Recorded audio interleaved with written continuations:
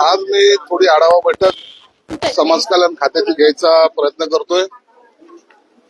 अनेक प्रश्न या ठिकाणी प्रलंबित आहेत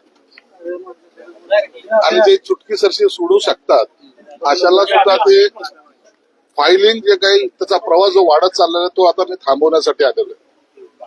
महत्वाचं असं आहे की विश्रांतवाडी इथं आमचं एक हॉस्टेल आहे जे बांधून तयार आहे.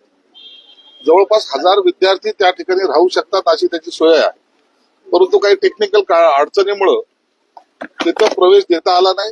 आज त्याच्या संदर्भात बैठक घेतोय आणि त्यावर सुद्धा या बैठकीमध्ये निर्णय होतोय. त्याच केंद्रामध्ये युपीएससीचं केंद्र गेलं 1 वर्षापासून बंद आहे. ते सुरू का होत नाहीये त्याचं उत्तर बार्टी पण देत नाही. त्याचं रिझन काय आहे? त्याच्या सर्व प्रश्नाची उत्तर घेण्यासाठीच मी आलोय. त्यांच्याशी मिटिंग होऊ द्या. नंतर मी माझा निर्णय सुद्धा घोषित करेन आणि त्याप्रमाणे कारवाई होईल. बार्टीचे जे कर्मचारी आहेत त्यांचं वेतनवाढ आहे ते झालेलं नाही. म्हणजे बार्टीच्या धर्तीवर सारथी सुरू झाली, महाज्योती सुरू झाली, त्यांचे पगार मात्र वाढलेले आहेत. पण बार्टीच्या कर्मचाऱ्यांचे निश्चित बार्टीच्या कर्मचाऱ्यांचे पगार वाढतील. कुणावरही अन्याय होणार नाही. सामाजिक न्याय खातं न्याय द्यायची भूमिकाही माझी आहे. नितेश राणे असं म्हणतायत कधी मंजूर होईल तर पेंडिंग आहे हायकोर्ट.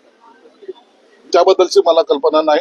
निश्चित माहिती घेऊन सांगेन. सर, नितेश राणे म्हणतायत की 10वी 12वीचे जे पेपर आहेत परीक्षा हॉस्टेलच्या बाहेर विद्यार्थ्यांचं आंदोलन सुरू आहे घोडेगाव.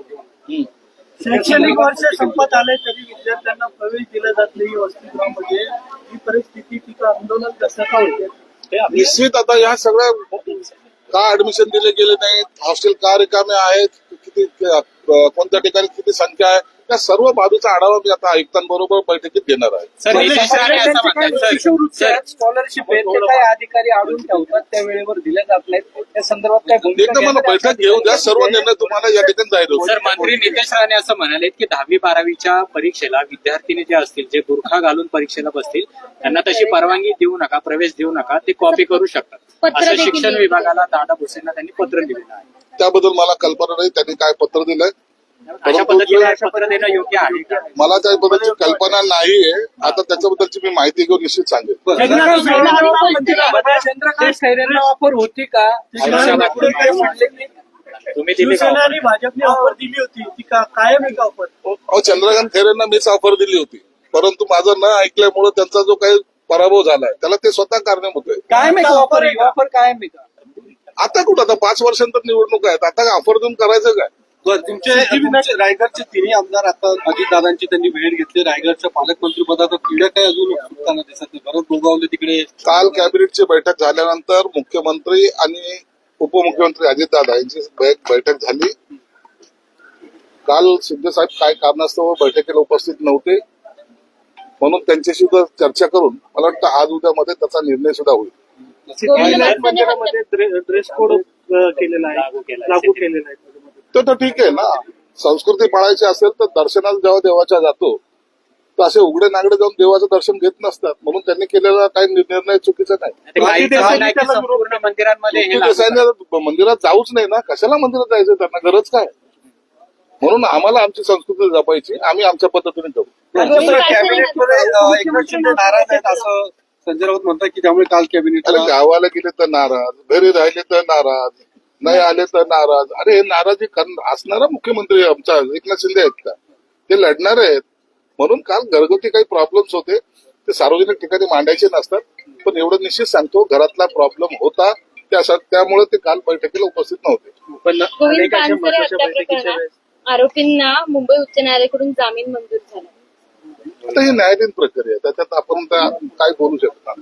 संदर्भात जी काही मध्यंतरी चर्चा सुरू झाली होती ती खरी होती का? मुख्यमंत्री पद त्यांना देण्यात येणार होता का? उदय सामंत हे दावोसला गेले होते. या आपल्याकडे मुख्यमंत्र्यांसोबत जे गेले होते ते आपल्याकडे गुंतवणूक आणण्यासाठी गेले होते. ऑपरेशन त्याचा काही गैरअर्थ लावून काही लोकांनी त्यांच्यावर काही टीका करायचा प्रयत्न केला. त्यांना कोंडीत पकडण्याचा प्रयत्न केला. 20 आमदार त्यांच्या बरोबर आहेत. 20 नाही त्यांच्याबरोबर 60 आमदार आहेत. हे मुळात त्यांना माहित नव्हतं आणि म्हणून ते आमच्या बरोबर आहेत. आमच्यामध्ये कोणताही मतभेद नाही. अशा जे काही वावड्या उठवल्या त्या त्याच्यावर आताच 23 तारखेचं झालेल्या मेळाव्यामध्ये निरसन सर्वांचं झालेलं आहे. म्हणून आमच्याकडे येणाऱ्यांची संख्या वाढते. उभाटातील असेल की इतर पक्षातील असेल, लोकांचा आता पुन्हा आमच्याकडे प्रवेशाची प्रक्रिया सुरू झालेली आहे. कालच तुम्ही पाहिलं असेल शिवसेनेच्या उपनेते आमच्याकडे आल्यात. असाच हा जो पुढचा काळ जो आहे तो इन्कमिंग आमच्याकडचा इन्कमिंगचा आहे आणि उभाटाचा आउटगोईंगचा आहे. ऑपरेशन एकनाथ शिंदे टायगर जेव्हा पर्यंत कुठेच नव्हते, एकनाथ शिंदे जेव्हा कुठेच नव्हते तेव्हा गणेश नाईक हे शिवसेनेतले सिनियर नेते आहेत असं संजय राऊत म्हणतात आणि त्यामुळे एकनाथ शिंदेनी आता नवी मुंबईत जाऊन बैठका घ्याव्या. अहो, गणेश नाईक त्या टायमाला जे होते त्यांच्याबरोबर आम्ही काम केलेलं आहे. परंतु एवढं निश्चित सांगतो, जेव्हा गणेश नाईकांबरोबर आम्ही आमच्यासारखे काम करत होते त्या टायमाला संजय राऊत हे चित्रलेखामध्ये खरडेघाशी करत होते. ते पण आता नवी ठाण्यामध्ये जाऊन जनता दरबार घेणार आहेत गणेश नाईक. कुठेतरी भाजपने ठाण्यामध्ये संघटन वाढवण्यासाठी हे सुरू केलं. आनंदाची गोष्ट आहे ना, पक्ष वाढला पाहिजे. ते भाजपचे मंत्री आहेत, त्यांनी गेलं पाहिजे. आता मी पुण्यात आलं म्हणून काय मी तर काम करायचं नाही असं थोडी आहे. कोणीही कुठेही जावं, पक्षाची बांधणी करावी, लोकांचे प्रश्न सोडवावेत आणि लोकांच्यासाठी जे काय जो कोणी प्रयत्न करेल त्यांना आमचा पाठिंबा राहील.